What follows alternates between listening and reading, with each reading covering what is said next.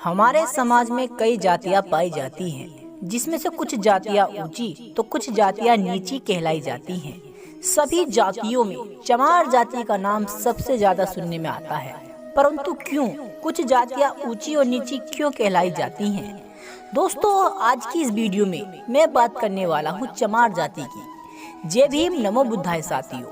दोस्तों, आज मैं आप लोगों को चमार जाति के बारे में कुछ ऐसी बातें बताने वाला हूँ जिसे सुनकर आप लोग भी हैरान हो जाओगे। दोस्तों, जिसे आज लोग चमार जाति के नाम से जानते हैं, कभी प्राचीन काल में वे भी एक क्षत्रिय थे। दोस्तों, बिना देरी करे वीडियो को शुरू करते हैं। नंबर 1, जिन्हें आज चमार जाति के नाम से जानते हैं, कभी प्राचीन काल में उन्हें चमर वंश के क्षत्रिय कहा जाता था। दोस्तों, चमर वंश का जिक्र महाभारत से भी जुड़ा हुआ है। दोस्तों, महाभारत पढ़ने पर हमें ये पता चलता है कि चमार जाति कोई नीच और अछूत नहीं है, वो भी एक क्षत्रिय है। नंबर 2, दरअसल जब भारत पर मुगल आक्रांता यानी मुगलों का शासन काल चल रहा था और जब मुगल आक्रांता हिंदुओं पर अत्याचार कर रहे थे, तब चमार कहे जाने वाले इन्हीं लोगों ने मुगलों के खिलाफ सबसे ज्यादा आवाज उठाई थी। नंबर 2, दोस्तों, चमार जाति के लोग नीच और अछूत कभी भी नहीं थे। इनको नीच और अछूत घोषित करने वाला सबसे पहला सिकंदर लोदी यानी एक मुगल आक्रांता था। नंबर 3, डॉक्टर विजय सोनकर के अनुसार डॉक्टर विजय सोनाकर ने भी एक पुस्तक लिखी है जिसमें उन्होंने जिक्र किया है कि भारत में मुगलों के आने से पहले सिख, ईसाई व दलित, मुस्लिम ये कोई भी नहीं थे। दोस्तों, नंबर 4, जिसे आज लोग चमार जाति कहकर और नीच और अछूत की संज्ञा देते हैं, दरअसल रामायण में भी इसका जिक्र आया है। नंबर 5, वैसे तो हमारे भारत में कई जातियां पाई जाती हैं और बहुत से धर्मों का भी अध्ययन किया गया है, लेकिन दोस्तों, सभी जातियों को छोड़कर केवल चमार जाति को ही नीच और अछूत घोषित किया गया। नंबर 6, बाबा साहब भीमराव अंबेडकर ने चमार जाति के लिए आए दिन यानी नीच और अछूत से बचाने के लिए न जाने कितने आंदोलन चलाए। दोस्तों, कभी प्राचीन काल में बाबा साहब भीमराव अंबेडकर यानी हम बात करें सन 1930 और 1932 की। दोस्तों, बाबा साहब भीमराव अंबेडकर पहली बार लंदन से अपनी पढ़ाई पूरी कर आए थे।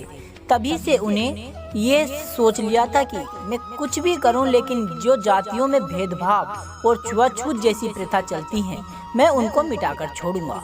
नंबर 7, दोस्तों, जहां हिंदुओं को जन्म से ही मंदिर में जाने का प्रवेश था, वहीं दलित हिंदुओं को दलित उनको किया जाता है जिन्हें दबाया गया हो, जिनके साथ छुआछूत का भेदभाव किया गया हो या जिन पर अवशोषित किया गया हो। अवशोषित का अर्थ होता है जिनके साथ ज्यादा से ज्यादा और घोर अत्याचार किए गए हों।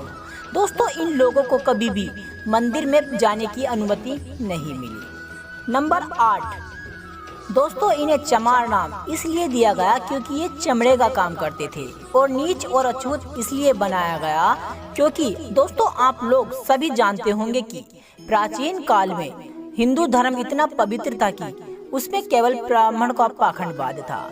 दोस्तों, प्राचीन काल में जब ये चमार जाति के लोग चमड़े का काम करते थे, तो दोस्तों, आप लोग ये तो जानते ही होंगे कि चमड़ा यानी जानवरों की मांस से आता है, जानवरों की खाल को खींचकर बनाया जाता है।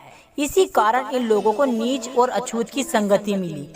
नंबर 9, चमार जाति के ही गुरु संत गुरु रविदास जी, जिनके प्रसन्न यानी जिनके सारे वचन भारत में बहुत प्रसिद्ध हैं।